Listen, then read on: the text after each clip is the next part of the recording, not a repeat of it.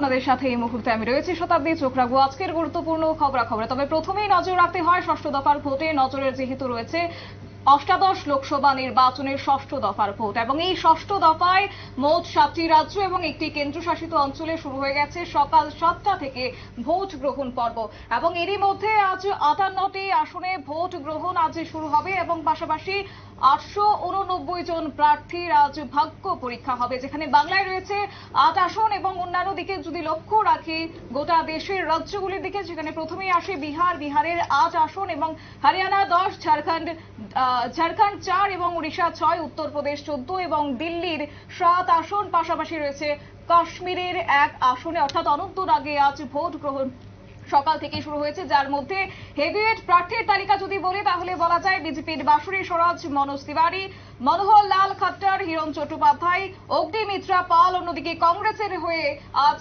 ষষ্ঠ দফার ভোটে প্রতিদ্বন্দ্বিতা করছেন কানাইয়া কুমার, রয়েছেন দীপেন্দ্র সিং হুড্ডা। পাশাপাশি তৃণমূলের পক্ষ থেকে রয়েছেন দেব এবং জুন মালিয়া। প্রত্যেকটা বিষয় নিয়ে আমরা আজ আলোচনা করব এবং ইতিমধ্যে যেখানে গত দফার আসনগুলির মধ্যে যেখানে আমরা লক্ষ্য করেছিলাম যে দেশের প্রধানমন্ত্রী নরেন্দ্র মোদী আজকের এই ভোট গ্রহণকে কেন্দ্র করে রীতিমতো শুভেচ্ছা জানিয়েছেন এবং প্রত্যেককে আহ্বান করেছেন ভোট দেওয়ার জন্য। ঠিক অন্যদিকে বিতর্কিত চিত্র লক্ষ্য করা গেছে পশ্চিমবঙ্গের দিকে, যেখানে পশ্চিমবঙ্গের একাধিক আসন থেকে উঠে এসেছে বিভিন্ন ঘটনা এবং রীতিমতো বলা যায় এক প্রকার ভোটারদের মধ্যেও আতঙ্ক ছড়িয়েছে। তবে এই গোটা বিষয় নিয়ে আমরা আজ আলোচনা করব এবং শুরুতেই আমাদের সাথে যুক্ত হয়ে গেছে, স্টুডিওতে রয়েছে গৌতম মজুমদার, রাজনৈতিক বিশ্লেষক, আপনাকে স্বাগত, এবং পাশাপাশি রয়েছে আমার ডান পাশেই সাংবাদিক মণিময় রায়, আপনাকে স্বাগত। একেবারে যেহেতু আমরা ষষ্ঠ দফার ভোটের দিকে নজর রাখবো এবং সেখানে যেহেতু বলা যায় 8 আসনে আছে ভোট এবং তার অধিকাংশই যদি বলি যে 19-এ ছিল বিজেপির দখলে, তবে এবার সেই মোদির গড়ে দাঁত ফোটাতে কতটা পারবে বিরোধীরা বা কতটা চ্যালেঞ্জ হয়ে দাঁড়াচ্ছে সেই প্রশ্নই আমি শুরুতেই রাজনৈতিক বিশ্লেষক গৌতম বাবুর কাছে আপনাকে রয়েছে, কি বলবেন? প্রশ্নটা হলো 19-এর যে সরকার ছিল 24-এ সেই জায়গাটা কোথায় থাকবে, এটাই তো। 19-এ যে সরকারটা এসছে ওরা একটা এইম নিয়ে কাজ করেছে এবং আজকে যে সারা ভারতবর্ষে যে 24-এর যে ইলেকশন হচ্ছে সেই ইলেকশনে ওরা চাইছে যে কোনোভাবে ওরাই আবার সেই ক্ষমতায় আসার জন্য। সেই ক্ষমতায় আসতে গেলে যা যা করণীয় গত 5 বছর ওরা সেই কাজগুলো কিন্তু মানুষের মন জয় করে করতে পেরেছে বলে আমার মনে হচ্ছে। যে বিভিন্ন যে ভারতবর্ষের যে বিভিন্ন সমস্যাগুলো ছিল, বিশেষ করে রাজনৈতিক সমস্যা, অর্থনৈতিক সমস্যা, স্বাস্থ্য, বীমা, বিভিন্ন রকমের পরিষেবা, এগুলো প্রত্যেকটা জায়গায় আমরা দেখেছি গত 10 বছর ধরেই এই কাজগুলো কিন্তু খুব সুসংগঠিতভাবে সারা ভারতবর্ষে ছড়িয়ে ছিটিয়ে উন্নয়নের একটা জোয়ার এসে গেছে, যেই উন্নয়নের ছোঁয়া মানে সারা বিশ্বে ছড়িয়ে পড়েছে। এবং সারা বিশ্বের যে রাজনৈতিক যে সব অবস্থান, সারা পৃথিবীর যে বর্তমান যে রাজনৈতিক পরিস্থিতি চলছে, সেই পরিস্থিতিতে ভারতবর্ষের বর্তমান প্রধানমন্ত্রী কিন্তু একটা জায়গা করে নিয়েছে। আজকে যদি আমেরিকা, চীন, জাপান শব্দগুলো আসে, সেই সঙ্গে কিন্তু ভারতবর্ষেরও একটা নাম এসে যায় এবং রাষ্ট্রপ্রধান হিসাবে নরেন্দ্র মোদীও কিন্তু একটা নাম করে ফেলেছে। ওই নিরিখে দেখতে গেলে বর্তমান ভারতবর্ষের অবস্থাটা এবং বিরোধী জোটের যে অবস্থান, সে অবস্থান থেকে অনেক বেশি এগিয়ে রয়েছে বর্তমান সরকার। এবং নরেন্দ্র মোদীর যে ভারতবর্ষের যে বর্তমান যে প্রধানমন্ত্রীত্বে যে সরকারটা চলছে, সেই সরকারটা আমার দৃষ্টিকোণে বা ভারতবর্ষের বিভিন্ন মানুষের যে অ্যানালাইসিস মাঝে মাঝে আমরা টিভিতে বা পত্রপত্রিকায় যেগুলো দেখছি, এগুলোতে মনে হচ্ছে যে ওদের একটা জায়গা অলরেডি তৈরি হয়ে আছে। আর বিরোধী ঐক্য যেটা আমাদের দেখছি, সেই বিরোধী ঐক্যটাতে কিন্তু সারা পৃথিবী বা সারা ভারতবর্ষের মানুষগুলো প্রতিনিয়ত ওদেরকে কিন্তু সবাইকে চেনে। যেমন আমাদের বাংলায় মমতা ব্যানার্জি, ওইদিকে লালু প্রসাদ যাদবের ছেলে টেলে নিয়ে, তারপরে ওইদিকে মায়াবতী বা অখিলেশ যাদব, মানে যারা যে জায়গাতে রয়েছে প্রত্যেকটা কিন্তু সবাই এদেরকে চেনে। তো ওই ক্ষেত্রে ওরা যে কথাগুলো বলে আজকে ইলেকশনটা করছে, আমার কাছে বা ভারতবর্ষের যে বিভিন্ন সময় বিভিন্ন চ্যানেলের মাধ্যমে যেগুলো দেখা যাচ্ছে বা বিভিন্ন সাংবাদিকরা যখন মানে মানুষের সঙ্গে কথা বলছে, তাদের কথার প্রেক্ষিতে আমি বলছি যে বিরোধী দলগুলোকে কিন্তু, বিরোধী জোটটাকে কিন্তু মানুষ সেভাবে এখনো মেনে নিতে পারছে না। একটা প্রোপাগান্ডা চলছে সারা ভারতবর্ষে, একটা বিশাল একটা প্রোপাগান্ডা চলছে যে আমরা সরকার করব, বর্তমান সরকারের পরিস্থিতি ভালো না। সেখানে বারবার কথায় কথায় আসছে কি বেকার, দ্রব্যমূল্য, এগুলো তো আমরা 70 বছর ধরে মানে স্বাধীনতার পর থেকেই একই কাহিনী শুনে আসি। কিন্তু আজকে যারা সরকারটা চালাচ্ছে ওদের কাছে কিন্তু বেকার, মূল্যবৃদ্ধি এগুলো ওরা ফোকাস করছে না। ওদের ফোকাসিংটা হচ্ছে কিভাবে আমি এমপ্লয়মেন্ট তৈরি করব, কিভাবে আমি রাজ্যটার বিভিন্ন যে পরিষেবামূলক যে কাজ, রাস্তাঘাট, পানীয় জল, এগুলো নিয়ে কাজ করব। ওই কাজটা কিন্তু ওরা অনেকটা করে ফেলেছে এবং দরিদ্র সীমার নিচে যারা রয়েছে, ভারতবর্ষের প্রান্তিক লেভেলের যে লোকগুলো রয়েছে, তাদের জন্য বিভিন্ন স্কিম, বিভিন্ন প্রকল্প এনে ওরা গত 10 বছরে কিন্তু একটা জায়গা তৈরি করে ফেলেছে, যেটা আজকের বিরোধীর ঐক্যটা তৈরি হয়েও কিন্তু সেই জায়গাটা করতে পারছে না। এবং আমার কাছে মাঝে মাঝে মনে হয় ওরা কোন ফোকাস যাবে, কি নিয়ে ওদের সঙ্গে কথা বলবে, তাও কিন্তু ওদের কাছে, বিরোধী জোটের কাছে এটাও কিন্তু একটা কোন রকমের পরিষ্কার কিছু ছায়া নেই। এগুলো মনে হয় না মানুষ খুব বেশি মেনে নেবে। এবং আমার কাছে, আমার দৃষ্টিতে মনে হচ্ছে আবার এই বর্তমান যে সরকারটা রয়েছে সেই সরকারটাই আবার হয়তো রাষ্ট্রপতি ডাকবে, ওনাদেরকেই ডাকবেন, কারণ ওদের কাছে সিটের সংখ্যায় থাকবে। প্লাস ওনাদের আরেকটা সবচেয়ে বড় যেটা আমার কাছে মনে হচ্ছে যে ওরা একটা টার্গেট নিয়ে নেমেছে যে আমরা 400 পার করব। 400 পার হবে না হবে সেটা আলাদা, কিন্তু ওরা একটা টার্গেট, যেমন একটা স্টুডেন্ট যখন যায় ও একটা টার্গেট নিয়ে যায় যে আমি 99% মার্ক নিয়ে আমি যাতে কাজ করতে পারি, আমি সায়েন্স নিয়ে পড়বো যারা মাধ্যমিক পড়ছে, কেউ বলছে আমি আইআইটি করব। তো যে যেভাবে নিয়ে ওরা এইম নিয়ে যারা করছে ওরা কিন্তু সাকসেস হয়ে যায়। এই ক্ষেত্রে আমি বলবো নরেন্দ্র মোদীজি কিন্তু একটা সাকসেস করার জন্য 400 পার বলে একটা যে স্লোগান গত 4-5 মাস ধরে দিয়েছে, সেটা কিন্তু আমজনতা পর্যন্ত ঢুকে গেছে। এইটার জন্য মনে হচ্ছে যে এই জোটটাকে মনে হয় না অন্য কোনো জোট এসে এটাকে আপনাকে একটু থামাবো, তবে এই মুহূর্তে আমরা চোখ রাখবো পশ্চিমবঙ্গের দিকে, যেহেতু আজ পশ্চিমবঙ্গের 8 আসনে ভোট গ্রহণ শুরু হয়েছে সকাল ঠিক 7টা থেকে এবং ঘড়ির কাঁটায় এই মুহূর্তে দাঁড়িয়ে প্রায় সকাল 10টা 10 মিনিট। তবে এই মুহূর্তে পশ্চিমবঙ্গে ভোট পড়েছে 16.54% এবং প্রথমেই লক্ষ্য রাখতে হয় তমলুকের দিকে, যেখানে রয়েছে 19.07% ভোট পড়েছে সকাল 9টা পর্যন্ত। অন্যদিকে কাঠিতে ভোট পড়েছে 15.45%, ঘাটালে ভোট পড়েছে 18.27%, ঝাড়গ্রামে ভোট পড়েছে 16.22%। অন্যদিকে পুরুলিয়াতে ভোট পড়েছে 12.38%, বাঁকুড়াতে ভোট পড়েছে 17.69%, বিষ্ণুপুরে ভোট পড়েছে 18.56%। রীতিমতো বলা যায় এই মুহূর্তে দাঁড়িয়ে প্রায় 16.54% ভোট পড়েছে পশ্চিমবঙ্গে। সকাল 7টা থেকে শুরু হয়ে গেছে, ভোটাররা ভোট দিচ্ছে এবং অন্যদিকে লক্ষ্য করা গেছে বিভিন্ন জায়গা থেকে বিক্ষিপ্ত ঘটনার ছবি উঠে এসেছে। তবে যাই হোক, পুরো ঘটনা বা পুরো ভোট কিন্তু রীতিমতো সুষ্ঠুভাবেই চলছে বলে ইতিমধ্যেই খবর রয়েছে। তবে এই মুহূর্তে আমি যাব সাংবাদিক মণিময় বাবুর কাছে।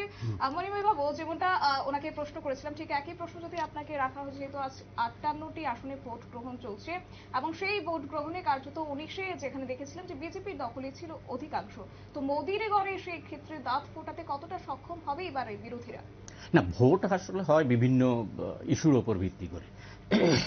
প্রধানমন্ত্রী কে হবেন, প্রধানমন্ত্রীর সিদ্ধান্ত এবং ডিক্লেয়ার করিয়ে দিয়েছেন যে বর্তমান প্রধানমন্ত্রী, উনি তৃতীয়বারের জন্য প্রধানমন্ত্রী হচ্ছেন, জালন্ধার থেকে আর পাঞ্জাব থেকে উনি বলেছেন। তো সুতরাং এখানে তো বিতর্কের কিছু নেই। তবে প্রশ্ন হচ্ছে যে প্রধানমন্ত্রীর আবেদন ছিল ভোটাররা যাতে ব্যাপকভাবে ভোট দেয়, ভোটাররা কিন্তু সেই আবেদন খুব একটা গ্রাহ্য করেনি। পঞ্চম দফায় ভোট হয়েছে 48% মতো বা 49% মতো। তবে হ্যাঁ, নির্বাচন কমিশন তো 11 দিন পরে আবার পাল্টে ফেলে সবকিছু, পরবর্তী সময় কি পাল্টে ফেলবে না ফেলবে আমরা জানি না। তবে প্রকাশিত তথ্য যেটা, সেটা হচ্ছে 48 থেকে 50-এর মধ্যে। সেখানে প্রধানমন্ত্রীর বক্তব্যটা কেউ গ্রাহ্য করেনি, যেটা ভারতবর্ষের উচিত ছিল গ্রাহ্য করা। 19-এর নির্বাচনের তথ্য যদি আমরা দিই, 19-এ একটা কার্যকরী বিষয় ছিল পাকিস্তানের ভেতরে বালাকোট, পুলওয়ামা। যদিও 19 থেকে 24-এ আস্তে আস্তে আমরা এগুলো ভুলে গেছি, কিন্তু পুলওয়ামাতে যে 46 জন নিহত হলো, এবার আর এটা নিয়ে কোনো কথাবার্তা নেই। ফলে বিভিন্ন সময় বিভিন্ন ইস্যুগুলি চলে আসে। এর ভেতরে যে ইস্যুগুলি আসে, বেকার সমস্যা একটা ইস্যু, পরবর্তী সময়ে এই আমাদের দ্রব্যমূল্য বৃদ্ধি একটা ইস্যু, মানুষের ভেতরে সেটা কিভাবে প্রভাব পড়ছে তা বোঝা যাবে ভোটের রেজাল্টের পর কতটুকু প্রভাব পড়ল। এটা তো ঠিক, এই দাবিগুলি সঠিক, দাবিগুলি নিয়ে কোনো বিতর্ক নেই। এখন কথা হচ্ছে যে কোন জায়গায় কার ঘাঁটি, এই মুহূর্তে ভারতবর্ষে দাঁড়িয়ে যে ওই জায়গাটা আমার ব্যাপক পরিমাণে এটা সাংঘাতিক, আমার শক্ত গড় ইত্যাদি ইত্যাদি, এই বিষয়গুলি রাজনৈতিক নেতারা বলেই থাকেন, যেটা আমার গড়।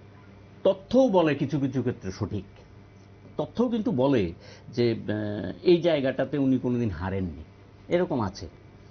আবার দেখা গেছে যে ইয়েতে রায়বেরেলিতে ইন্দিরা গান্ধী হেরে গেছেন ৭৭-এ। ৭১-এ বিশ্বব্যাপী যেটা উনি চোখে দেখিয়ে দিয়েছিলেন ৭১-এর যুদ্ধের পরে, তাহলে ৭২-এ যখন নির্বাচন হয়, সেই নির্বাচন ৭৭-এর আগে ৭৫-এ কেন বাতিল হয়ে গেল? সেই নির্বাচনটা ধান্দালি হয়েছিল কিছু, যার ফলে উত্তরপ্রদেশে এলাহাবাদ হাইকোর্ট তার নির্বাচন বাতিল করে দিলেন ইন্দিরা গান্ধী। সেই নির্বাচন বাতিল করে দেওয়ার যদি ধান্দালি হয়ে থাকে, হওয়ার তো কথা না, কারণ ইজি শট ছিল এটা। এত বড় একটা যুদ্ধ জিতেছেন, পাবলিকের ভেতরে একটা বিশাল একটা প্রভাব ছিল। ফলে এই জায়গাটা প্রমাণের, যদিও পরবর্তী সময় সুপ্রিম কোর্টে এটা আর প্রমাণ করা যায়নি, সুপ্রিম কোর্ট তার সদস্যপদ ফেরত দিয়ে দিয়েছিলেন। এই জায়গায় দাঁড়িয়ে এই মুহূর্তে যে জায়গাটায় আসছে, কারা কোন জায়গায় দাঁড়িয়ে আছে এই মুহূর্তে, প্রায় মানে পঞ্চম দফার নির্বাচন দেখে তো আমি অবাক হয়ে গেছি। আপনারা যদি হিসাব করে দেখবেন, প্রায় 50% কাছাকাছি মানুষ ভোট দেয়নি। কেন এটা হচ্ছে? এই জায়গায় যেতে হবে। প্রধানমন্ত্রী যিনি হবেন তার সামনে অনেক টাফ বিষয় আছে, আসবে যে সর্বভারতীয় ব্যাপারে আন্তর্জাতিক অর্থনীতিবিদরা যারা বলছেন কেন 58% মানুষকে ঋণ নিতে হচ্ছে, তার ব্যাখ্যা তো দিতে হবে। এই ঋণের টাকা তো খয়রাতি না, এটাকে ফেরত দিতে হবে। তার জায়গায় কোন জায়গায় রয়েছেন? কৃষকরা ভারতবর্ষের কোন জায়গায় রয়েছেন? চিৎকার করলে তো হবে না, কৃষকরা রাস্তায় এখনো। এই বিষয়গুলি দেখতে হবে। আর প্রতিদিন আমরা বাজারে যাচ্ছি, আমরা ব্যাপারটা টের পাচ্ছি। স্বাভাবিকভাবেই সমস্ত বিষয়গুলি এই জায়গায় এসে দাঁড়িয়েছে। তবে আমি গণৎকার নই, আমি সেফ্রোলজি যে বর্তমানে যে জায়গায় দাঁড়িয়েছে, এটাও তো এক এক জায়গায় এক এক রকম টুইস্ট করে সমস্ত বিষয়টি। কিন্তু আমি যে জায়গাটায় লক্ষ্য রাখছি, যে ভারতের প্রধানমন্ত্রী যে আবেদনটা করেছিলেন প্রথম আবেদন এই ভোটের আগে, যে আপনারা সবাই মিলে ভোট দিন, এটাই তো স্বাভাবিক, প্রধানমন্ত্রী সেই আবেদনই করবেন। সর্বশেষ প্রধানমন্ত্রী যেটা বলে দিলেন সেটা হচ্ছে উনি প্রধানমন্ত্রী হচ্ছেন তৃতীয়বারের জন্য, ঘোষণা দিয়ে দিয়েছেন। সুতরাং এখানে তার বিতর্ক করার কিছু নেই। প্রধানমন্ত্রী ঘোষণা দিয়েছেন আমি ৭৮ সাল থেকে নির্বাচনের সঙ্গে পত্রপত্রিকার সঙ্গে যুক্ত। আমি কোনোদিন ভারতবর্ষের কোনো প্রধানমন্ত্রীকে এইভাবে দাবি করতে দেখিনি। যাই হোক, উনি আত্মবিশ্বাসে ভরপুর হয়ে আছেন, এই জায়গায় দাঁড়িয়েছেন। রইল ইন্ডিয়া জোট। ইন্ডিয়া জোট নিজেদের ভেতরে নানা জায়গায় ইন্ডিয়া জোট হয়েছে, এটা ঠিক। আপনি দেখবেন পাঞ্জাবে জোট হয়নি, পশ্চিমবঙ্গে জোট হয়নি। আপনাকে একটু থামাবো এবং এই মুহূর্তে আমরা চোখ রাখবো পশ্চিমবঙ্গের দিকে, যেখানে পশ্চিমবঙ্গে ইতিমধ্যেই সকাল 6টা থেকে ভোট গ্রহণ শুরু হয়ে যাওয়ার পর রীতিমতো বিক্ষোভ শুরু হয়ে গেছে এবং পূর্ব মেদিনীপুর হলদিয়ার বিজেপি প্রার্থী অভিজিৎ গাঙ্গুলিকে ঘিরে রীতিমতো আবারও জানিয়ে রাখছি, হলদিয়ার বিজেপি প্রার্থী অভিজিৎ গাঙ্গুলি এবং তাকে ঘিরে রীতিমতো স্লোগান শুরু হয়েছে। চোর চোর বিজেপি প্রার্থী অভিজিৎ গাঙ্গুলিকে ঘিরে চোর চোর স্লোগান তুলল বেশ কিছু বিক্ষোভকারীদের অভিযোগ যে অভিজিৎ গাঙ্গুলি বহু মানুষের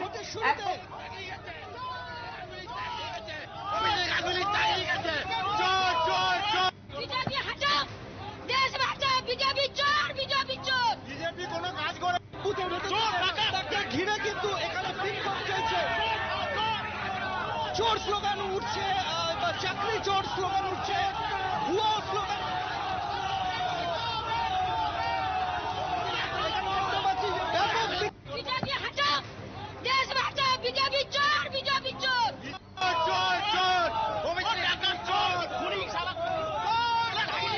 এখানে কিন্তু ব্যাপক বিক্ষোভ। অজিত গঙ্গোপাধ্যায়কে গাড়িতে তুলে দিলেন নিরাপত্তা রক্ষীরা এবং তার গাড়ি ঘিরে কিন্তু বিক্ষোভ চলছে। আমরা দেখতে পাচ্ছি দিলেন নিরাপত্তা রক্ষীরা এবং তার গাড়ি ঘিরে কিন্তু বিক্ষোভ চলছে।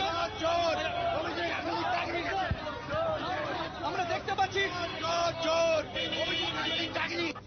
ব্যাপক বিক্ষোভ অভিজিৎ গঙ্গোপাধ্যায়কে ঘিরে ভোটের শুরুতে। আপনারা দেখলেন সেই ছবি এক্সক্লুসিভ হুগলি নিউজ ভ্যানগার্ডের পর্দায় এবং গোটা ঘটনাকে ঘিরে রীতিমতো বিক্ষোভকারীদের অভিযোগ। তবে এই পরিপ্রেক্ষিতে অভিজিৎ গঙ্গোপাধ্যায় তিনি ঠিক কি বলছেন শোনাবো আপনাদের। মূলত অভিযোগ হচ্ছে পুলিশ সন্ত্রাস চালাচ্ছে, বিশেষ করে নন্দীগ্রামে যারা খুনি ওই ভদ্রমহিলার, তারা পুলিশের সঙ্গে থেকে থেকে আমাদের কর্মী নেতা এদেরকে চিনিয়ে দিচ্ছিলেন। ওই খুনিদের পুলিশ পাহারা দিয়ে নিয়ে যাচ্ছিল এবং তারপর সে আমাদের নেতা কর্মীদের বাড়ি থেকে তাড়া করা হচ্ছিল। একজনকে গ্রেপ্তারও করা হয়েছে। সারাদিনে মোট 6 জনকে গ্রেপ্তার করা হয়েছে আমাদের নেতা কর্মী নেতা মিলিয়ে। উদ্দেশ্য একটাই যে যেন তেন প্রকারেণ নন্দীগ্রামে দেখাতে হবে ওরা ভোট বেশি পেয়েছে আমাদের চেয়ে। হলদিয়াতেও একটা খবর এসছে যে সেখানে এজেন্টদের বসার ব্যাপারে একটা প্রবলেম শুরু হতে পারে, সেই জন্য আমি এখন যাচ্ছি।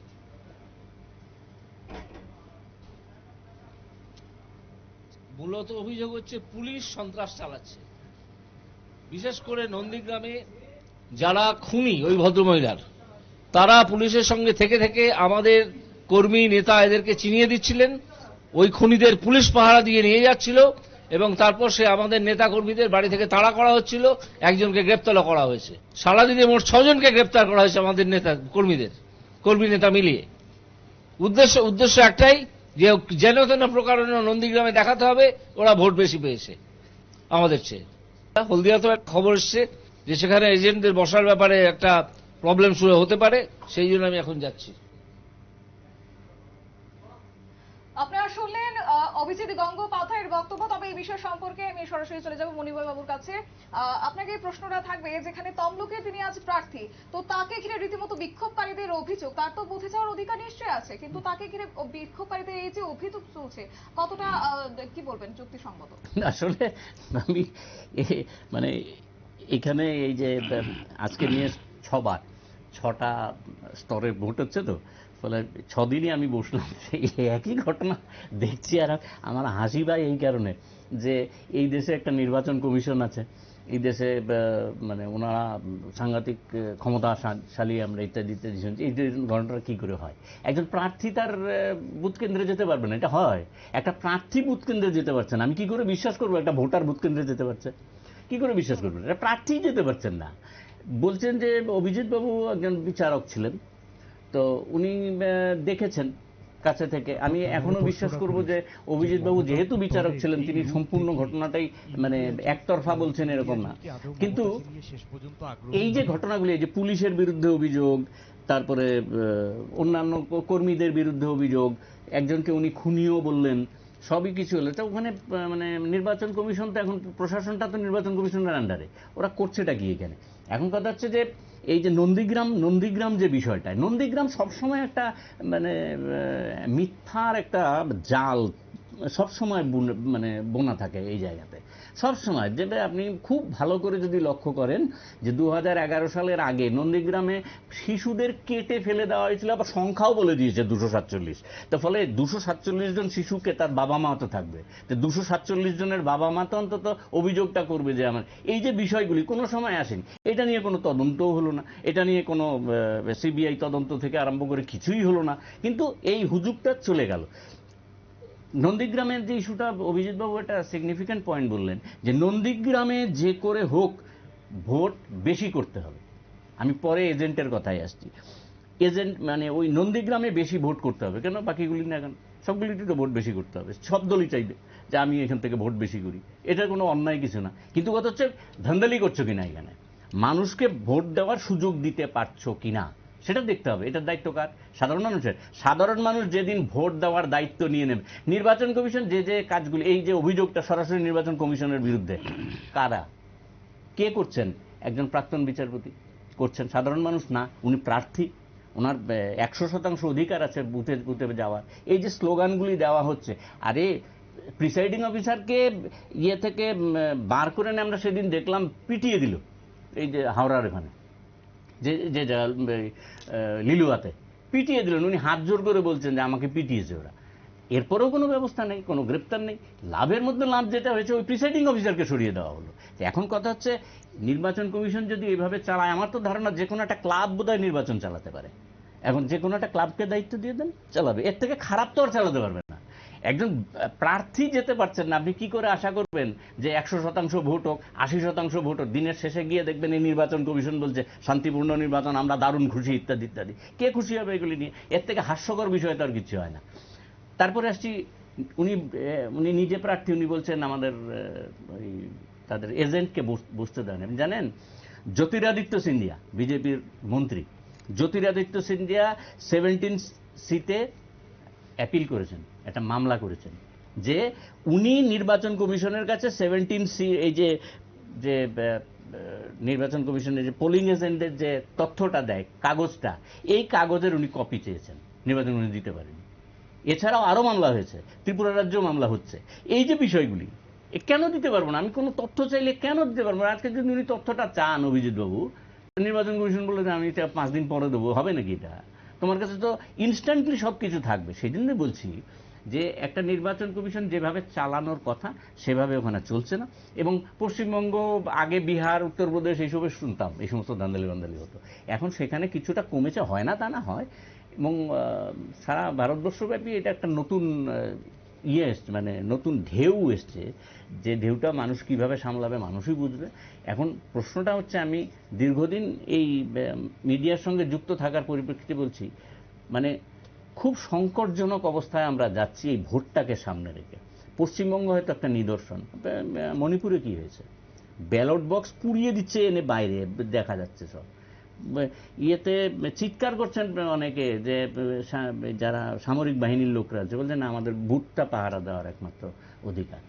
এই যে বিষয়গুলি, এবং সবচেয়ে বড় কথা, হিউম্যান রাইটসের দায়িত্বে যারা থাকেন তাদের সঙ্গে কথাবার্তা বললে অদ্ভুত অদ্ভুত ঘটনা বেশি বেরিয়ে আসছে এই সমস্ত বুথ থেকে বা বিভিন্ন জায়গা থেকে।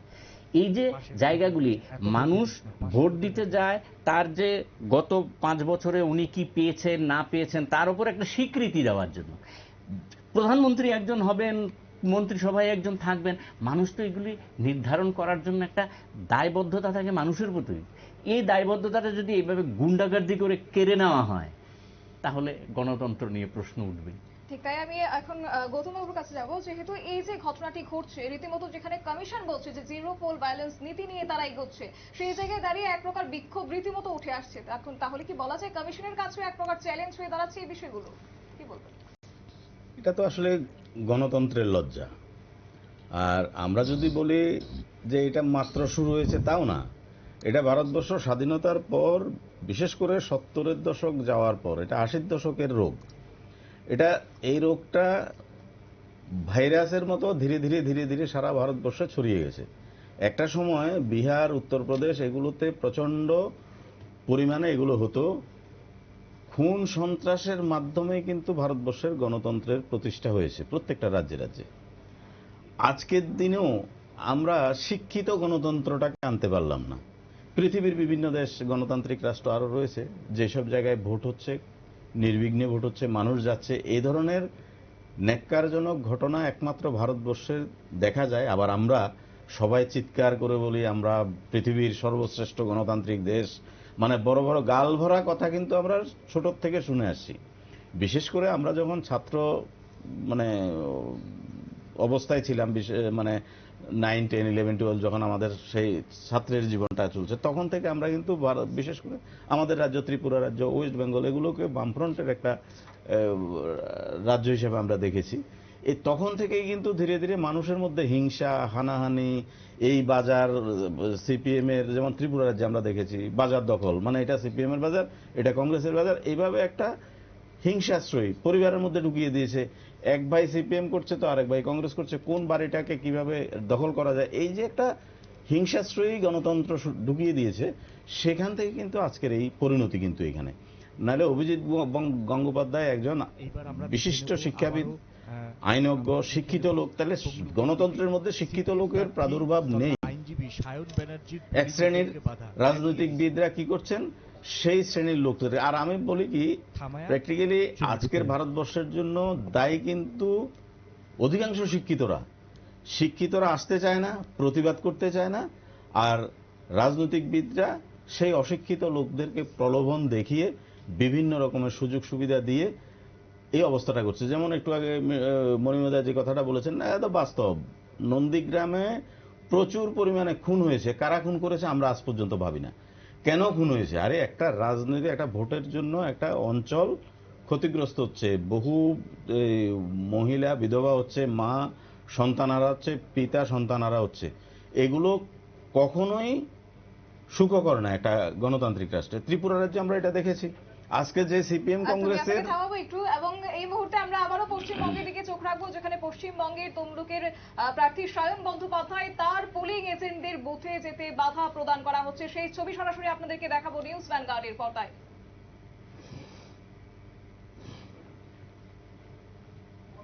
একেবারে আপনারা দেখতে পাচ্ছেন ভোট যুদ্ধ শুরু হওয়ার আগে কার্যত এক প্রকার এজেন্টকে তুলে নিয়ে যাওয়ার অভিযোগ কার্যত কমিশনে ইতিমধ্যেই দ্বারস্থ হয়েছেন সিপিআইএম প্রার্থী সায়ন বন্দ্যোপাধ্যায়। রীতিমতো সেই ছবি আপনাদেরকে দেখাচ্ছে, যেখানে সারা ভারতবর্ষের অষ্টাদশ লোকসভা নির্বাচনের ষষ্ঠ দফার ভোট সকাল ঠিক 7টা থেকে শুরু হয়ে গেছে, এবং সেখানেই বারবার পশ্চিমবঙ্গ থেকে উঠে আসছে একাধিক বিক্ষোভের ঘটনা, একাধিক অভিযোগ, এবং ইতিমধ্যেই দেখা যাচ্ছে সায়ন বন্দ্যোপাধ্যায়, যিনি এবারের প্রার্থী হয়েছেন তমলুক থেকে, তার পোলিং এজেন্টদেরকে বাধা প্রদান করা হচ্ছে। সেই ছবি এক্সক্লুসিভলি আপনাদেরকে দেখাচ্ছি। ইতিমধ্যেই সেই ছবি আপনাদের সামনে আমরা তুলে ধরছি নিউজ ভ্যানগার্ডের পর্দায়। সায়ন বন্দ্যোপাধ্যায় তিনি কার্যত বাধ্য হয়ে কমিশনের দ্বারস্থ হয়েছেন গোটা বিষয়কে কেন্দ্র করে, এবং গোটা বিষয়কে ঘিরে কি বলছেন শুনুন।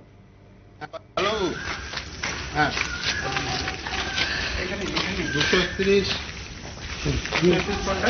মোটামুটি যাওয়ার আগেই দুজনকে তুলে নিল। কোথা থেকে? এই স্কুলের গা থেকে, বারঘাসপুর স্কুলের গা থেকে।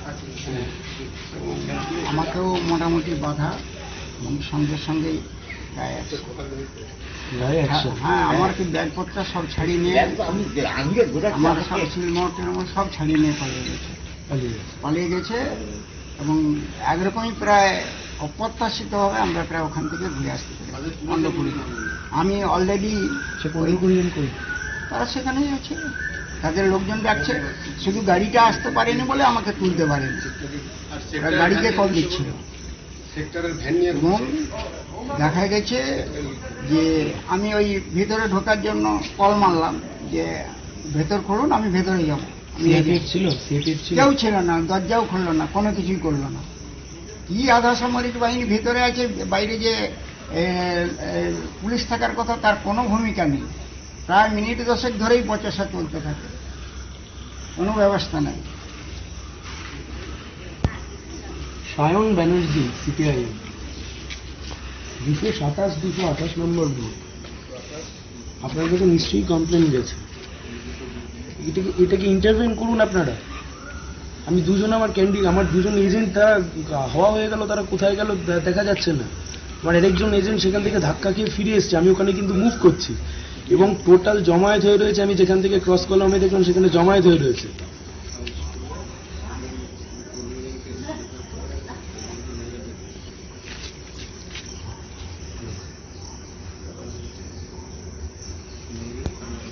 আমার সঙ্গে আমার একজন ছিল, আর ওর দুজন ওই পাড়ারই ছেলে, তাদেরকেও আমরা পেয়ে গেছিলাম। তারাই এজেন্ট হিসেবে বসার কথা ছিল, তাদেরকেও তুলে নিয়েছে। আপনার চোখের সামনে থেকে তুললো না, আমার আগে তাদেরকে তুলে নিয়েছে। Phone number switch off. Phone তো কাউকে নিয়ে ঢুকতে দেবে না, বাড়িতে যে যার ফোন রেখে গেছে। ঠিক আছে। আপনারা শুনলেন খোদ পোলিং এজেন্টের অভিযোগ। কার্যত ভোট শুরু হওয়ার আগে এই ধরনের অভিযোগ উঠল শিল্প শহর হলদিয়ার 19 নম্বর ওয়ার্ডের কাশীপুর 227, 228 নম্বর বুথে দুজনকে তুলে নিয়ে যাওয়ার অভিযোগ, এবং বাকি একজন কাগজপত্র ছিনিয়ে নিয়ে গেছেন বলে কার্যত অভিযোগ তুলেছেন। এবং এক পোলিং এজেন্ট জানিয়েছে যে সকালে তারা স্কুলে ঢোকার জন্য উপস্থিত হয়েছেন, এবং কোন সেন্ট্রাল পুলিশ বা রাজ্য পুলিশের কেউই দরজা বন্ধ করে রেখেছেন। শাসক দলের ভিড়েই অবশেষে তাদের কাগজপত্র ছিনিয়ে নেওয়া হয়েছে বলে অভিযোগ তুলেছেন প্রার্থী সায়ন ব্যানার্জি। তবে এই বিষয় সম্পর্কে আমি আবারও চলে যাব গৌতম বাবুর কাছে। এই যে ঘটনাটি রীতিমতো ঘটছে, এবং একেবারে আমি আবারও শোনাবো কি বলছেন তারা গোটা বিষয়কে কেন্দ্র করে। ঘটনাটি কি ঘটেছে? প্রথমে আমরা যাওয়ার পর আমাদের বলছে তোমরা কোন পার্টির? আমরা বললাম ওদের সায়ন ব্যানার্জি। না, বসা যাবে না। কেন বসা যাবে না? কেন বলছে না, আমরা আমাদের দলে ছাড়া অন্য কাউকেই বসতে দেবো। ঠিক আছে, চলুন। আপনারা শুনলেন, এবং আমি চলে যাবো আমার গৌতম বাবুর কাছে। এই যে ঘটনাটি ঘটছে রীতিমতো তাহলে কি বলা যায় এই যে মমতাকে নিয়ে শেষ পর্যন্ত কি আগ্রহী হবে ইন্ডিয়া জোটে? এই যে বারবার বিক্ষিপ্ত ঘটনা ঘটছে, এবারে লোকসভা নির্বাচনের 6ষ্ঠ দফাতেও কিন্তু ব্যতিক্রম নেই, কি বলবেন? একই কথা আপনাদের ক্যাপশনও বারবার আমি দেখছি, সারা রাজ্যে সারা দেশে ভোটটা হচ্ছে শান্তিপূর্ণ, একমাত্র পশ্চিম বাংলায় অশান্ত পরিবেশ। এটা কিন্তু আজকের না, আমার বারবার একই কথা। আজকের যে কথাগুলো আমরা বলছি বা আমরা কথায় কথায় বলি নির্বাচন কমিশন কি করছে, নির্বাচন কমিশন এটা এজেন্সি, এটা স্বচ্ছ সুন্দরভাবে নির্বাচন করানো। একমাত্র নির্বাচন কমিশন দিয়ে কি এটা সমস্যা সমাধান কোনোদিন সম্ভব? নির্বাচন কমিশনের পাশাপাশি যদি সমাজ সচেতন না হয়, সামাজিক শিক্ষা যদি তৈরি না হয়, আমি বারবার যেটাকে বলি, সবসময় আপনাদের চ্যানেলে আমি আরো কয়েকটা ভোট সময় বসেছি, আমি প্রত্যেকবারই একই কথা বলছি, প্র্যাকটিক্যালি ভারতবর্ষের যে গণতান্ত্রিক পদ্ধতিটা এখনো শিক্ষিতই হয়নি। মানুষ আসছে না, যেমন ভোট দিতে আসে না, ওর কিন্তু গণতান্ত্রিক অধিকার। এখান থেকে তৈরি হবে একটা স্বচ্ছ পলিটিক্যাল ম্যান, যিনি যাবেন ওর প্রতিনিধি হিসাবে। সেখানে লোক আসতে দেওয়া হয় না। আসতে দেওয়া হয় না কি এটা কি এই প্রথম? আজকে যদি আমরা ধরে নিতাম যে এটা প্রথম হচ্ছে, তাহলে এটা নিয়ে আলোচনা হতো। এটা মানে দীর্ঘ বলছি তো আমি, আমার যখন থেকে একটু জ্ঞান হয়েছে, অন্তত রাজনৈতিক প্রেক্ষিতে বা সামাজিক প্রেক্ষিতে আমরা যখন একটু বুঝতে পেরেছি, তখন থেকেই দেখলাম সেই একই এজেন্ট বসতে দেয় না। এটা কি আজকে? আমি তো আরো 87-88 সালে নির্বাচন দেখেছি, 93 সালে নির্বাচন দেখেছি ত্রিপুরা রাজ্যের প্রেক্ষিতে। আমরা তো আর নন্দীগ্রাম যাইনি বা পশ্চিমবঙ্গে দেখিনি, আমাদের রাজ্য দেখেছি। এগুলো প্রতিনিয়ত চলতে চলতে ধারাবাহিক পরিস্থিতিটা, যেটা বলছি এটা একটা রোগ, সেই রোগটা ভাইরাসের মতো ছড়িয়ে আছে, আজকেও সমাজে সেটা চলছে। তো এটাকে ঠিক করতে গেলে আমরা শুধু বলি অসুবিধা হচ্ছে, কিন্তু এটাকে ঠিক করার জন্য কেউ বলে না কিভাবে এটাকে ঠিক করতে হবে, তাও কেউ আমরা অ্যানালাইসিস করি না। আমাদের শুধু ভোট এলো, আমরা অ্যানালাইসিস করছি, কালকে থেকে সব বন্ধ হয়ে যাবে। আগামী দিনে ভোট হবে, নির্বাচন কমপ্লিট হলো, গণনা হলো, প্রধানমন্ত্রী হবে, তারপর কিন্তু আর এটা নিয়ে কেউ কোনো চর্চা করবে না। আমার মনে হয় এই যে সমস্যাগুলো হচ্ছে, সমস্যাগুলো কিভাবে সমাধান করা যায় তা নিয়ে আগামী দিন ভারতবর্ষে যদি প্রকৃত গণতন্ত্রকে প্রতিষ্ঠা করতে চাই এবং একটা শিক্ষিত গণতন্ত্র প্রতিষ্ঠা চাই, তাহলে কিন্তু আমাদের এই জিনিসগুলো নিয়ে কিন্তু ভাবার সময় এসে গেছে। কারণ প্রতিনিয়ত মানুষ এগুলো দেখতে দেখতে এখন কিন্তু মানুষ সেই ধৈর্য হারিয়ে ফেলেছে এবং মানুষ চাইছে না এই ধরনের ভোট হোক। মানুষ কিন্তু চায় না, শুধু ব্যক্তি, রাজনৈতিক কয়েকজন ব্যক্তি কিন্তু এই অসুবিধাগুলো সৃষ্টি করছে এবং ওদের নিজেদের লাভালাভের জন্য, রাজনৈতিক গদির জন্য ওরা সমাজটাকে বিশৃঙ্খল একটা পরিবেশ তৈরি করছে এবং অশিক্ষিত একটা গণতন্ত্র তৈরি করছে। তার প্রেক্ষিতে আমি বলবো আগামী দিনে এই আলোচনাগুলো আরো 5 বছর চলুক। নির্বাচন কমিশনের কি করা হয়, প্রয়োজনে ভারতবর্ষের বিভিন্ন মানুষ থেকে ফিডব্যাক নিক যে কিভাবে এই নির্বাচনটাকে ঠিক করা হোক, আর মানুষকে সচেতন করতে হবে। মানুষ কিন্তু সচেতন না। থামাবো এবং এই ক্ষেত্রে আমরা চোখ রাখবো পূর্ব মেদিনীপুরের দিকে, যেখানে প্রার্থী হয়েছেন তৃণমূল থেকে জুন মালিয়া, টলিউড অভিনেত্রী। কার্যত আজ তিনি সকাল সকাল পুজো দিলেন এবং পুজো দিয়ে ভোট গ্রহণ তার সম্পন্ন করলেন। তবে এই বিষয়টি ঘিরে তিনি কি বলছেন শোনাবো আপনাদের। ভোটিং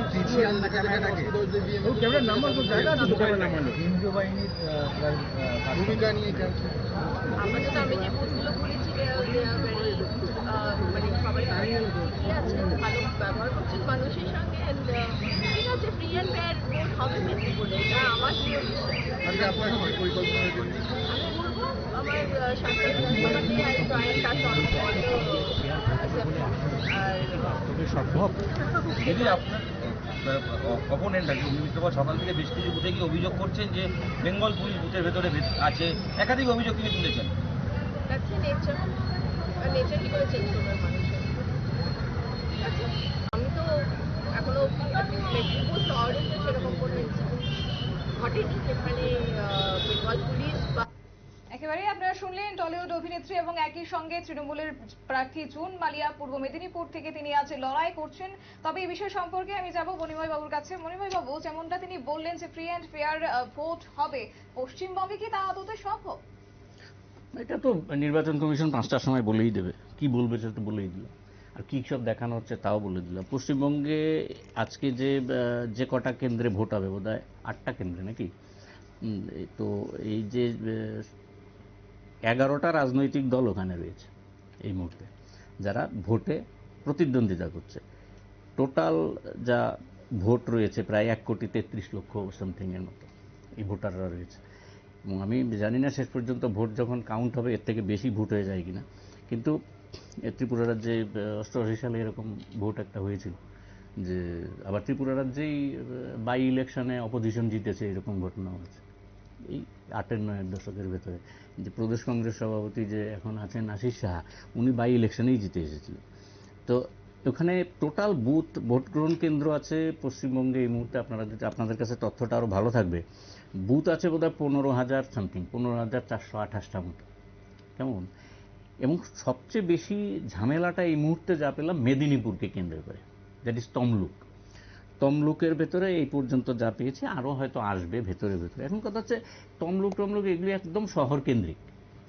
এই সমস্ত জায়গার একটু ভেতরের দিকে যে বুথগুলিতে গন্ডগোল হচ্ছে, আরও ইন্টেরিয়ারে যে হচ্ছে, কী ধরনের ঘটনা ঘটছে আমরা তো খবর পাচ্ছি না। ফলে ধীরে ধীরে সমস্ত বিষয়গুলি আসবে। আমি যেটা বলছি যে নির্বাচন কমিশনের দায়িত্ব আছে, এই কারণে আছে যে নির্বাচন কমিশন এই ঘটনাগুলি যদি তার অভিজ্ঞতার তো ইন্টেলিজেন্সিয়াকে উনি কাজে লাগাবেন, আরও আগে থেকেই উনি ব্যবস্থাগুলি করবেন। কি করেছেন, শুধু রুটমার্ট করলে হবে নাকি? রুটমার্ট করলে হবে? এখন নির্বাচন কমিশনের কাছে অনেক কিছু পাওয়ার আছে। আমাদের এই রাজ্যে বেশি বলতে দিবি না, গত 2019 সালের নির্বাচনে এই রাজ্যে এই প্রথম কোনো নির্বাচন কমিশন রিপোল দিলেন প্রায় 162টা বুথে বা 61টা বুথে। এবার পূর্ব আসনের একটা জায়গায় আমরা দেখালামও, আমরা সেদিন এখানে বসেছিলাম, দেখলাম পূর্ব আসনে যে একজন প্রিসাইডিং অফিসারকে পিটিয়ে বার করে দিল ওখানে। এখন পর্যন্ত কোনো ব্যবস্থা নির্বাচন কমিশন নিতে আচ্ছা, পারেনি। এই ক্ষেত্রে আপনাকে আরেকটি প্রশ্ন জিজ্ঞেস করব, যেখানে এই যে ধরলাম যদি ইন্ডিয়া জোট হয়, তাহলে বাংলার মুখ্যমন্ত্রী মমতা বন্দ্যোপাধ্যায়কে কতটা সামলানো যাবে? যেখানে আমরা দেখেছিলাম যে মনমোহন সিং এবং অটল বিহারী বাজপেয়ীর মতো ঠান্ডা মাথার মানুষও এক প্রকার হিমশিম খেয়েছে তাকে সামলাতে। কি বলবেন এই বিষয়ে? সেটা তো ইন্ডিয়া জোটের বিষয়ে যারা হবে তারা সামলানোর ব্যাপার বিষয়গুলি থাকে। এখন এখান থেকে একজন ভদ্রমহিলা দীর্ঘদিন ধরে মুখ্যমন্ত্রী করছেন, ওনার দলই ওনাকে কীভাবে সামলাচ্ছে, আর ওনাকে সামলানোর মতো দলে আর দ্বিতীয় কেউ আছে কিনা আমি জানি না। তো এগুলি অত্যন্ত বিতর্কিত বিষয়, আমি এই বিষয়ে যাচ্ছি না। তবে কিছু জায়গায়, যেমন ধরুন অটল বিহারী বাজপেয়ীর মন্ত্রিসভাতে উনি কিন্তু প্রথম জায়গা পাননি, একদমই প্রথম জায়গা পাননি। পরবর্তী সময়ে বাজপেয়ী মন্ত্রিসভায় কিছু সমস্যা, ওনার অনেক কটা এমপি ছিল এই উনি অটল বিহারী মন্ত্রিসভায় কিন্তু প্রথম রেলমন্ত্রী ছিলেন। রেলমন্ত্রী হওয়ার পরে গাইসালে যখন রেল দুর্ঘটনা হলো, তখন উনি হঠাৎ করে লাল বাহাদুর শাস্ত্রীর মতো হতে চাইলেন এবং জননেত্রী হতে চাইলেন এবং পদত্যাগ করলেন, রেলমন্ত্রী থেকে পদত্যাগ করলেন। গাইসালে সৌভাগ্য বা দুর্ভাগ্যবশত আমি গেছিলাম, আমি কাছাকাছি ছিলাম, ফলে ওই জায়গাটা দেখতে গেছিলাম। উনি অনেক রাতে এসে পৌঁছলেন হেলিকপ্টার দিয়ে। তো সবই ঘটনাটা দেখেছি, এবং টোটাল বিষয়টা ছিল রেল মন্ত্রকের একটা অত্যন্ত ধরনের গাফিলতি এবং ব্যর্থতা। এই রিসেন্টলি যেটা আমাদের যে করমণ্ডল এক্সপ্রেসের যেটা হলো, একদম সরাসরি গাফিলতি। এখন পর্যন্ত কিছু এটা নিয়ে তদন্ত চলছে কি কারণে হলো। তো ওনাকে সামলাতে, আমি যে কথা বলছি যে সামলানোর কথাটা বলছেন না, অটল বিহারী বাজপেয়ী পরবর্তী সময়ে কিন্তু সামলালেন ওই কয়লা মন্ত্রকটা দিয়ে। এরপরে কয়লা নিয়ে কি হচ্ছে তো বুঝতে পারছেন। তো এরপরে এর আগেও মনমোহন সিংয়ের ক্ষেত্রেও উনি মন্ত্রিসভায় বাইরে ভেতরে ইত্যাদি করতে থাকলেন বটে। তো ওনার মনমোহন সিংয়ের মন্ত্রিসভায় তো ওনার দলের অনেকেই ছিলেন, ভেতরে ছিলেন, তো ভেতরে অনেকে ছিলেন, মুকুল রায় ছিলেন, পরবর্তী সময়ে আরও কয়েকজন ঢুকেছেন, এই সৌগত রায় ছিলেন, সবাই ছিলেন। কিন্তু এখন কথা হচ্ছে যে সামলানোর ব্যাপারটা, আপনি যদি বলে থাকেন যে একজন মুখ্যমন্ত্রীকে সামলানো তো যথেষ্ট কঠিন, ওনার কিছু দাবি দেওয়া থাকবে, ইত্যাদি থাকবে, এটাই ইন্ডিয়া জোট বুঝবে। ইন্ডিয়া জোট আগে গাছে কাটল গোপে তেল আসুক, বিজেপি জোট বুঝবে। আসলে আপনি যে প্রশ্নটা করলেন এটা অত্যন্ত কঠিন প্রশ্ন, আমি প্রথমেই বললাম এই কারণে, কারণ আজকালকার যে যারা সংসদ হয়ে যায় তারা কখন কোথায় থাকে তো কোনো ঠিক নেই, কোন দিন কোন দিকে ঝুঁকবে কোনো ঠিক থাকে না। আপনি ভোট দিলেন হয়তো ওনাকে ওনার দলকে ভোট দিলেন, এই দলের প্রার্থী পরবর্তী সময় কোন দলে গিয়ে ভিড়বেন কোনো ঠিক ঠিকানা নেই, ফলে গণতন্ত্রটা ওই জায়গায় গিয়ে আটকে আছে। একদমই। গৌতম বাবু, একই প্রশ্ন আপনাকে, যেখানে মমতাকে কার্যত ট্যাকেল দিয়ে প্রাক্তন প্রধানমন্ত্রী রাজীব গান্ধীর পক্ষেও একটা হিমশিম খাওয়ার ব্যাপার ছিল, তাহলে সেই জায়গায় কি আদতে দাঁড়াবে সেই জোট, কি বলবেন? মমতা বন্দ্যোপাধ্যায় এমন এক ব্যক্তিত্ব, উনি ওনাকে ছাড়া কিছুই চেনেন না। তো ওনাকে সামলানোটা আমার মনে হয় কোনো রাজনৈতিক দলের পক্ষেই সম্ভব না। উনি ওনার স্ট্যান্ড থেকে নড়বেন না। উনি কোন শিক্ষা পেয়ে রাজনীতি করছেন? একসময় কংগ্রেসের বিশাল দাপুটে নেত্রী ছিলেন, পরবর্তী সময় উনি দল ত্যাগ করে নতুন দল তৈরি করছেন এবং বামফ্রন্টের প্রতি মানুষের যে অনাস্থা ছিল সেই অনাস্থাকে উনি কাজে লাগিয়েছেন। কংগ্রেসের হাত ধরে কাজে লাগিয়ে উনি ক্ষমতায় বসেছেন। ক্ষমতায় বসে ঠিক একই কায়দায় বামফ্রন্ট যেভাবে চালিয়েছেন প্রায় 30-35-40 বছর, উনি আরো দুধাপ এগিয়ে নিজের হাতে নিজের কন্ট্রোলে রেখেছেন। এটা এমন একটা পরিবেশ তৈরি করেছে পশ্চিমবঙ্গে কেউ কোনো কথা বলার কোনো সুবিধা নেই। সারা ভারতবর্ষের কোনো নেতা নেত্রী, কোনো প্রধানমন্ত্রী ওনাকে এখনো পর্যন্ত কন্ট্রোল করতে পারেননি এবং আগামী দিনেও মনে হয় না পারবেন। জনগণই একমাত্র ওনার উচিত শিক্ষা দেবেন, আজ নয় কাল সেই শিক্ষা উনি পাবেন, তার তৈয়ারি চলছে। ওনার যে একটা প্রত্যেকের একটা শেষে শুরু হয়, আমার মনে হয় মমতা বন্দ্যোপাধ্যায়ের শেষে শুরু হয়ে গেছে। এটা সামলানোরও কোনো অবকাশ থাকবে না আগামী দিনে। গণতন্ত্রের যে ভিত, সেই ভিতটাকে কিন্তু নাড়িয়ে দিয়েছে আজকের পশ্চিমবাংলা। সারা পৃথিবী, আমরা বাঙালি জাতি, আমাদের কাছেও লজ্জা হয় একটা বাংলার একটা এরিয়া, যে এরিয়াটাতে সবসময় আমরা শুনি রাজনৈতিক সন্ত্রাস, যে কোনো ভোট, সেটা গ্রামীণ ভোট হোক, অঞ্চলের কোনো ভোট হোক, সেটা কোঅপারেটিভ সোসাইটির কোনো ভোট হোক, শুধু খুন সন্ত্রাস ছাড়া ভোট এবং গণতন্ত্রটা নেই। তার মানে সেই গণতন্ত্রের উচিত শিক্ষা দেওয়ার জন্য মানুষ তৈরি হচ্ছে, এটা আমার দৃঢ় বিশ্বাস। একদমই। একেবারে আমরা এবং আবারও পশ্চিম বাংলার দিকে চোখ রাখবো, যেখানে আমরা সকালে লক্ষ্য করেছিলাম যে তমলুকের প্রার্থী অভিজিৎ গঙ্গোপাধ্যায়কে ঘিরে কার্যত বিক্ষোভ প্রদর্শন করেছিল বিক্ষোভকারীরা, যেখানে চোর চোর স্লোগান দিয়েছিল। সেই সন্ত্রাসের পাল্টা অভিযোগ তুললেন এবার দেবাংশু ভট্টাচার্য। কার্যত তৃণমূল প্রার্থী দেবাংশু ভট্টাচার্য সন্ত্রাসের পাল্টা সন্ত্রাস বিরোধী অভিযোগ তুললেন এবার দেবাংশু ভট্টাচার্য। কি অভিযোগ তুলছেন তিনি, শুনুন। তৃণমূল কংগ্রেস কর্মীদের তাড়ানো হচ্ছে, আমাদের দুজন বুথ এজেন্টকে তুলে নিয়ে যাওয়া হয়েছে, তাদেরকে কোথায় গায়েব করে দেওয়া হয়েছে আমরা এখনো পর্যন্ত জানি না। আমি যেখান থেকে খবর পাচ্ছি শুধু তাই নয়, একটা বুথে আমরা ইতিমধ্যেই খবর পেয়েছি যে যিনি প্রিসাইডিং অফিসার তিনি উঠে ভোটারকে দেখিয়ে দিচ্ছেন যে কোথায় ভোট দিতে হবে। তুমি আপনারা শুনলেন, যেখানে কার্যত এক প্রকার পাল্টা অভিযোগ তুললেন দেবাংশু ভট্টাচার্য প্রার্থী, এবং তিনি কার্যত বলেছেন যে তাদের এজেন্টকেও নাকি তুলে নিয়ে যাওয়া হয়েছে, এমনই অভিযোগ তুললেন কার্যত। তবে এই বিষয়কে ঘিরে আমরা যাব মণিময় বাবুর কাছে। মণিময় বাবু, এই গোটা ঘটনাকে ঘিরে কি বলবেন? সবই তো আগের কথাই, একই কথা। কি ভোট টোট হচ্ছে কি জানি, এগুলি নিয়ে আমরা আলোচনাও করছি। মমতা ব্যানার্জির কথা একটু আগে বললাম, মমতা ব্যানার্জি তো বিজেপির সঙ্গে জোট করেছিলেন তো পশ্চিমবঙ্গে, এবং পশ্চিমবঙ্গে বিজেপি যখন খাতা খুললো এটা মমতার সঙ্গে জোট করেই, এবং স্বাভাবিকভাবেই এখনও নির্বাচন হয়ে যাওয়ার পরে উনি কোথায় থাকবেন না থাকবেন আমরা কেউ জানি না। দেবাংশু তো যুব নেতৃত্ব থেকে উঠে আসা শিক্ষিত ছেলে, উনি নিজেই অভিযোগ করছেন যে ওদের পোলিং এজেন্টকে বসতে দিতে পারেননি ওইখানে, ওনারা এটা জয়ের জন্য চেষ্টা করছেন। এই অভিযোগটা 4 তারিখের পরে কি থাকবে আমি জানি না। তমলুকতে যদি দেবাংশু জিতে যায় তখন কি বলবে? ফলে এই সমস্ত বিষয় আছে।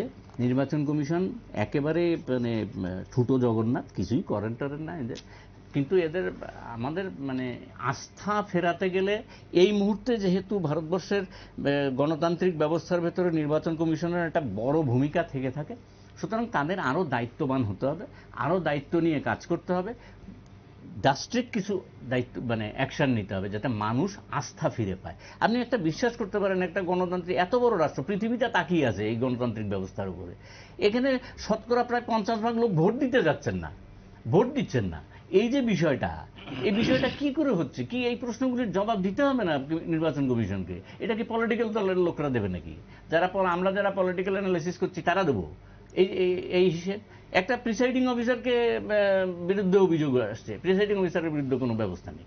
এই যে বিষয়গুলি সমস্ত মানে জায়গায়, এই সমস্ত জায়গায় দাঁড়িয়ে ভারতবর্ষকে নতুন করে ভাবনা চিন্তা করতে হবে। এবং এই যে এটা গৌতমবাবু ঠিকই বলেছেন যে নির্বাচনটা শেষ হবে, সব চুপচাপ হয়ে যাবো, হ্যাঁ, পরবর্তী সময়ে ঢাকঢোল দিয়ে বেরিয়ে যাবো, কিছু আবির টাবির খেলা হবে, ব্যাস হয়ে গেল, দেশ হয়ে গেল, এই জায়গায় চলে গেল। এই যে প্রান্তিক অঞ্চলের মানুষের কথাটা ভাববে কে?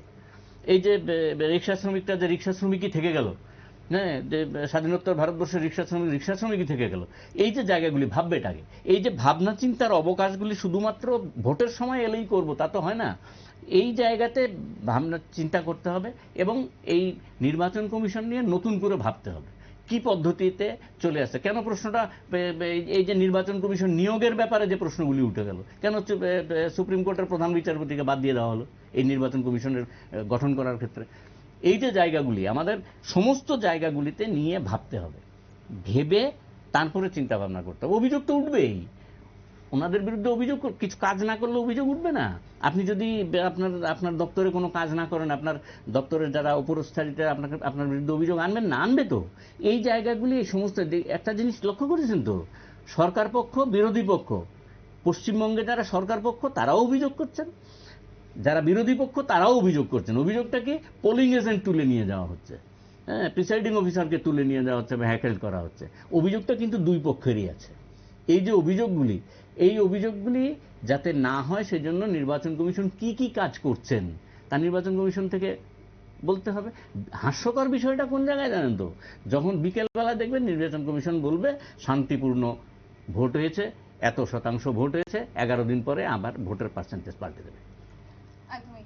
আমরা এবার গৌতমবাবুর কাছে যাব। শুধুমাত্র তো আজ পশ্চিমবঙ্গ নয়, একই সাথে 7টি রাজ্যে ভোট গ্রহণ চলছে যেহেতু, এবং সেই জায়গায় দাঁড়িয়ে এবার যে এই আপ এবং কংগ্রেস একযোগ হয়েছে, কতটা বিজেপিকে টেক্কা দিতে পারবে, কি বলবেন?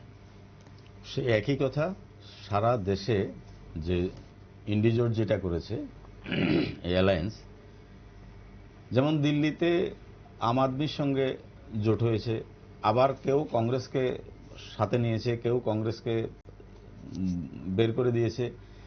যার যার সুবিধা মতো প্রত্যেকটা রাজনৈতিক দল একসঙ্গে হয়েছে। আজকে 4-5 মাস আগে একটা নাম দিয়েছে, নাম দেওয়ার পরে আবার বলছে কি আমরা যার যার ভাবে, যে রাজ্যে যেভাবে আছে আমরা সেইভাবে যাব।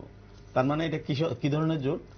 এই যে মানুষ যে ভোট দিতে আসছে না, আমার কাছে মনে হয় মানুষ আসলে অনীহাগ্রস্ত। এসব দেখে, ভারতবর্ষের এইসব রাজনৈতিক পরিস্থিতি দেখে, রাজনৈতিক দলগুলোকে দেখে মানুষ এখন ব্যতিব্যস্ত হয়ে আছে। এবং মানুষের মধ্যে যে গণতন্ত্রের প্রতি যে একটা ভক্তি শ্রদ্ধা ছিল, এগুলো কিন্তু আমাদের গণতান্ত্রিক পদ্ধতি বা রাজনৈতিক দলগুলো কিন্তু নষ্ট করে দিচ্ছে। সেই জন্য বলছি, দিল্লি বলি, হরিয়ানা বলি, মহারাষ্ট্র বলি, যে দেশটাকে নিয়ে, যে রাজ্যটাকে নিয়ে আমরা ভাবি, বা পশ্চিমবাংলায় বলি, সব রাজ্যের হালের তুলনায় সবচেয়ে খারাপ হলো আমাদের পশ্চিমবাংলা। এবং অন্যান্য জায়গায় যে পরিমাণে ভোট হয়, অন্যান্য জায়গাতে আমরা আগেও দেখেছি ভোটের পার্সেন্টেজটা সবসময় একটু কম পড়তো। এটা কিন্তু প্রুফ। সারা মানে ভারতবর্ষে যখন থেকে নির্বাচন পদ্ধতি শুরু হয়েছে তখন থেকে আমরা যদি কাউন্ট করি দেখা যাবে একমাত্র পশ্চিমবঙ্গ, ত্রিপুরা, কেরালা, এই 3টে রাজ্য বামশাসিত রাজ্য ছিল। ওরাই একটা সময় মানুষদেরকে মানে ভোটের ব্যাপারে খুব আগ্রহী করেছিলেন এবং প্রচুর পরিমাণে ভোট হয়। এবার সেটা যেভাবেই হোক কাউন্ট হতো, 80-90%, 95% এক একটা বুথে ভোট পড়তো। সেটা ওদের, যেটা আমাদের আগের যে পশ্চিমবাংলার মুখ্যমন্ত্রী জ্যোতি বসুও বলেছেন যে আমরা বৈজ্ঞানিক রেগিং করি। তো এটা সারা পৃথিবী প্রুভ হয়ে আছে। তো সেই পদ্ধতিতে ওরা ভোটের পার্সেন্টেজ বাড়াতো, কিন্তু অন্যান্য রাজ্যগুলোতে বরাবরই দেখা গেছে ভোটের পার্সেন্টেজটা কম থাকে। এইবারও তার ব্যতিক্রমী খুব বেশি হয়নি। আর আমার মনে হয় এবার এই ইন্ডিজোটের এসব কাহিনী দেখে প্রত্যেকটা রাজ্যে রাজ্যে যে দলগুলো রয়েছে ওদেরকে দেখে মানুষ মানে বীতশ্রদ্ধ হয়ে আছে যে আবার কাকে ভোট দেব। ওই জন্য মানুষ কিন্তু বেরোচ্ছে না। আর তাছাড়া আরেকটা প্রাকৃতিক দুর্যোগ রয়েছে, প্রচন্ড পরিমাণে গরম। কিছু কিছু জায়গায় ওই ভোট না দেওয়ার যে ইচ্ছা, সেটার সঙ্গে প্রকৃতিটাকে একটু জুড়ে দিচ্ছে যে গরমের জন্য যাচ্ছি না, এটাও একটা কেউ কেউ বলছে। আর নির্বাচন কমিশন যেটা বারবার বলা হচ্ছে, আমি এটাকে কিন্তু আবারও বলবো, নির্বাচন কমিশন একা বা যে কোনো দপ্তর আমরা যে বলি প্রত্যেকটা জায়গাতে যদি মানুষ যদি স্বতন্ত্রভাবে সেই ইয়ে তৈরি না করে, সমাজ যদি সচেতন না হয়, দেশভক্তি যদি না আসে, যেগুলো হচ্ছে এগুলোই হবে। এগুলো বরাবরে দেখা গেছে। এক শ্রেণীর গদ্দার ভারতবর্ষের স্বাধীনতার পর থেকে এক শ্রেণীর গদ্দার এই দেশে রয়েছে, ওরাই কিন্তু এই ভারতবর্ষটাকে আজকেও বিদেশি শাসন শোষণের মধ্যে আমরা রেখে দিয়েছি। এবং এখনো আমরা সেই ব্রিটিশদের যে ঔপনিবেশিক শাসন ব্যবস্থা, ঔপনিবেশিক রাজনৈতিক ব্যবস্থা, ঔপনিবেশিক অর্থ ব্যবস্থা, প্রত্যেকটা ঔপনিবেশিক ব্যবস্থাকে নিয়ে ভারতবর্ষের আজকের দিনেও আমরা যদি বলি যে রোডের মানে ভেহিকেল অ্যাক্টও যদি দেখি, সেই ব্রিটিশদের ভেহিকেল অ্যাক্ট বানানো আজও। এবার যেই মাত্র আমরা আইনে যাচ্ছি, সেই জায়গায় গিয়ে এগুলো আবার পুরো আরেক রকম হয়ে যাচ্ছে। তো প্রকৃত যে গণতন্ত্র, ভারতবর্ষ যে গণতন্ত্র পেয়ে এসছে, সেই গণতন্ত্রটাকে আমরা সঠিকভাবে ধরে রাখতে পারছি না, কারণ কিছু রাজনৈতিক ব্যক্তিত্ব এবং কিছু লোকের যে ব্যক্তিগত লাভালাভের জন্য শুধু কেলেঙ্কারি ছাড়া, আমরা স্পেকট্রাম কেলেঙ্কারি, কয়লা কেলেঙ্কারি, শুধু কেলেঙ্কারি ছাড়া আমরা কিন্তু দীর্ঘদিন দেখিনি। আজকে 10 বছরে কয়টা কেলেঙ্কারি হয়েছে? একটা দুটো বলছে, তাও এগুলো রাজনৈতিক উদ্দেশ্যে। বাস্তব কতটুকু সেটাও আমরা কিন্তু জানি না। আর আগে যেগুলো, এগুলো অলরেডি প্রুভ। ওই ক্ষেত্রে বলছি যে ভারতবর্ষের যে মানুষের যে মনের যে অবস্থা, সারা ভারতবর্ষে আজকে নির্বাচন হচ্ছে, কেউ কিন্তু সেইভাবে নির্বাচনটাকে আর নিচ্ছে না। মানুষ কিন্তু ব্যতিব্যস্ত হয়েছে। আমি বারবার বলছি কি, মানুষকে ওই জায়গায় আনতে হবে, দেশগুলোকে এবং সমাজ ব্যবস্থাটাকে পরিবর্তন করতে হবে, না হলে কিছুই হবে না। আমার শেষ প্রশ্ন থাকবে মনিভাই বাবুর কাছে, যেখানে আজ হরিয়ানার 10টি কেন্দ্রে ভোট গ্রহণ চলছে এবং লোকসভা ভোট আবহে হরিয়ানার স্বাধীনতার পর সম্ভবত এই প্রথমবার খনরি সহ 4-5টি জায়গায় কৃষক আন্দোলন চলছে। এই গোটা ঘটনার পরিপ্রেক্ষিতে যে প্রার্থী প্রাক্তন মুখ্যমন্ত্রী মনোহর লাল খাট্টার, তার কাছে এই নির্বাচন কতটা গুরুত্বপূর্ণ হয়ে দাঁড়াচ্ছে? প্রথমে আমি গৌরমবাবুকে একটু শুধরে দেই। স্পেকট্রাম কেলেঙ্কারি থেকে সুপ্রিম কোর্ট অব্যাহতি দিয়ে দিয়েছে অনেকদিন আগেই, এটা 2019-এর আগেই। তো আর হচ্ছে যেটা গৌতমবাবু বললেন না, সেটা হচ্ছে এই যে আপনার আমাদের যে ভোটের আগে যে ফান্ড, ইলেকশন ফান্ড নিয়ে সুপ্রিম কোর্টের যা জাজমেন্ট, এটা ঐতিহাসিক জাজমেন্ট। এবং তারপর যা বেরোতে শুরু করেছে, স্বাধীনোত্তর ভারতবর্ষে এত বড় কেলেঙ্কারি হয়নি। যা কেউ মানুক বা না মানুক, এটা সুপ্রিম কোর্টের জাজমেন্টেই হচ্ছে। কোনো দল, সব দলে কিন্তু পয়সা নিয়েছে সিপিআইএম ছাড়া এটা থেকে। ফলে কোনো দল এটার থেকে টাকা নেয়নি এই কথা বলতে পারবো না, কিন্তু সচরাচর টাকাটা নেওয়াটা কোনো ইলেকশন ফান্ডে, ইলেকশন বন্ডে কোনো একটা ক্ষতি হবে বলে আমার ব্যক্তিগত ধারণা। ঘটনাটা এরকম না। ঘটনাটা হচ্ছে যে ইলেকশন বন্ডে টাকা দেওয়ার পরিপ্রেক্ষিতে কে কে সুবিধা পেল, এই লিস্টগুলি বেরিয়ে চলে এসছে। সুতরাং ভারতবর্ষে গণতান্ত্রিক ব্যবস্থার ভেতরে যদি এটা অন্তর্নিহিত তাৎপর্য হিসেবে বিশ্লেষণ করা হয়, তাহলে বিপজ্জনক অবস্থায় আছি আমরা এখন। আমি যে কথাটা বলছিলাম, সংকটের মধ্যে আছি। আর ইন্ডিয়া জোট আর এনডিএ জোটেও অবস্থা কাহিল। এই আপ, ইন্ডিয়া জোটের ভেতরে আপ দিল্লিতে কংগ্রেসের সঙ্গে আছে, পাঞ্জাবে নেই, আবার গুজরাটে আছে কংগ্রেসের সঙ্গে। এরকম নানা রকম সমস্যা এদের ভেতরে আছে। এনডিএ জোটে দেখুন, এই উড়িষ্যায় এনডিএ জোটের অংশ বিজেডি, একেবারে সাংঘাতিক অবস্থায় রয়েছে। আজকে উড়িষ্যায় একটা গুরুত্বপূর্ণ পুরীতে আজকে নির্বাচন রয়েছে, যেখানে বিজেপির মুখপাত্র সম্বিত মহাপাত্র আছেন প্রার্থী, গতবার দাঁড়িয়েছিলেন, হেরেছিলেন। সমস্ত জায়গায় ভোট হচ্ছে, একেবারে বিজেডির সঙ্গে সরাসরি লড়াই এখানে। ফলে এই ধরনের ঘটনা ভারতবর্ষের গণতান্ত্রিক ব্যবস্থায় আগেও ছিল, এখনো আছে। পরবর্তী সময় ঠিক হয় কে প্রধানমন্ত্রী হবে, কেউ ঠিক করতে, কেউ মানে ভেবেছিল নাকি ভারতবর্ষে যে এইচডি দেবগৌড়া প্রধানমন্ত্রী, কি ভেবেছিল? কেউ ভেবেছিল ইন্দ্র কুমার গুজরাল প্রধানমন্ত্রী হবেন, চন্দ্রশেখর অল্প কিছুদিনের জন্য প্রধানমন্ত্রী হবেন? কেউ ভেবেছিল প্রধানমন্ত্রী ডাক সাইটে প্রধানমন্ত্রী হওয়ার মানে একজন যোগ্যতর লোক থাকা সত্ত্বেও, হওয়া সত্ত্বেও 13 দিন মাত্র প্রধানমন্ত্রী করতে পেরেছিলেন অটল বিহারী বাজপেয়ী। উনি তো জানতেন যে ওনার সঙ্গে লোক আছে কি নেই। এখনো যে হরিয়ানায় যে মন্ত্রিসভাটা রয়েছে মাইনরিটি এখনো, এবং এই মন্ত্রিসভার যিনি মানে উপমুখ্যমন্ত্রী, তিনি রাজ্যপালকে গিয়ে বলছেন যে ফ্লোর টেস্ট করো। আমাদের ভারতবর্ষের গণতান্ত্রিক ব্যবস্থায় এই ঘটনা ঘটায়নি। হরিয়ানায় যখন এলেন, আমি বলছি যে কর্নালের যে কথা বলছেন, হরিয়ানায় এই মুহূর্তে একেবারে মানে কারেক্টলি এমফেসাইজ করেছেন যেটা বলেছেন, সেটা হচ্ছে হরিয়ানায় কৃষকের যে সমস্যাটা, এটা একটা বিরাট সমস্যা হয়ে দাঁড়িয়েছে। এটা যে নতুন সমস্যা হয়েছে ঘটনাটা তা না। কৃষক আন্দোলনের পরে ওই যে এমএসপি মিনিমাম সাপোর্ট প্রাইসের যে ডিমান্ডটা, যেটা লিখিতভাবে কেন্দ্রীয় কৃষি মন্ত্রক, যার পরবর্তী সময়ে কৃষিমন্ত্রীকে সরিয়ে দেওয়া হলো, যিনি ছিলেন, তিনি পরবর্তী সময়ে সব চলে গেলেন, রাজস্থানে মন্ত্রিত্বে বোধহয় চলে গেছেন এখন। তো এখন এই জায়গায় এই যে এমএসপিটা মেনে নেওয়া, তারপরে বিদ্যুতের ব্যাপারটা মেনে নেওয়া, এই যে 6টা ডিমান্ড ছিল, এই ডিমান্ডটা মেনে নেওয়ার ক্ষেত্রে হরিয়ানায় কৃষকরা সবচেয়ে বেশি এফেক্টেড হয়েছে, পাঞ্জাবে সবচেয়ে বেশি এফেক্টেড হয়েছে। এটা একটা গুরুত্বপূর্ণ ভূমিকা নিচ্ছে হরিয়ানার নির্বাচনে এবার এই মুহূর্তে। আর হরিয়ানায় হয় কি, হরিয়ানায় ওই যে লোকদল যেটা আছে, যেটা এখন মন্ত্রিসভায় আছেন ওদের মুখ্যমন্ত্রী, এই যে চৌতালার গ্রুপটা, আমরা বলি যে রাজনীতিতে আসলে যে দুর্নীতিগ্রস্ত নেই, এর কোনো মর্যাদাই নেই, কোনো গুরুত্বই নেই আসলে। কেন গুরুত্ব নেই? এই যে এখন যে হরিয়ানায় মন্ত্রিসভায় উপমুখ্যমন্ত্রীর বাবা জেলে ছিলেন এবং উনি উপমুখ্যমন্ত্রী পড়ার পর ওনাকে ছেড়ে দেওয়া হলো। এই যে ওম প্রকাশ চৌতালার পরিবারের লোক, ওম প্রকাশ চৌতালার চেহারা কি ছিল? অথচ ওম প্রকাশ চৌতালার পরিবারটা দেখুন ধারাবাহিকভাবে, মানে ওদের যে বাবা যে দেবিলাল টেবিলাল থেকে আরম্ভ করে এরা যে ধারাবাহিকভাবে বিভিন্ন আন্দোলনের সঙ্গে যুক্ত ছিলেন এবং কৃষক আন্দোলনটাই তারা মূলত করতে। এই পরিবারটা 1936 সাল থেকে কৃষক আন্দোলনের সঙ্গে যুক্ত, যখন কৃষক আন্দোলনটার নেতৃত্ব দিচ্ছিলেন সহজানন্দ সরস্বতী, তখন থেকে এটা চলে আসছে। কেমন এই যে জায়গাটায়, এই সমস্ত জায়গাতে, এই উত্তর ভারতে এই জায়গাতে, হরিয়ানাতে নির্বাচন, দিল্লিতে নির্বাচন, এই নির্বাচনগুলি নিশ্চিতভাবেই ভারতীয় রাজনীতিতে আজকের নির্বাচনে অত্যন্ত গুরুত্বপূর্ণ, ঠিকই বলেছেন, এবং কৃষক আন্দোলন একটা গুরুত্বপূর্ণ ভূমিকা এখানে নিচ্ছে। ঠিক তাই। অসংখ্য ধন্যবাদ মনিবের বাবু আপনাকে, এবং আপনাকে অসংখ্য ধন্যবাদ গৌতম বাবু। নমস্কার।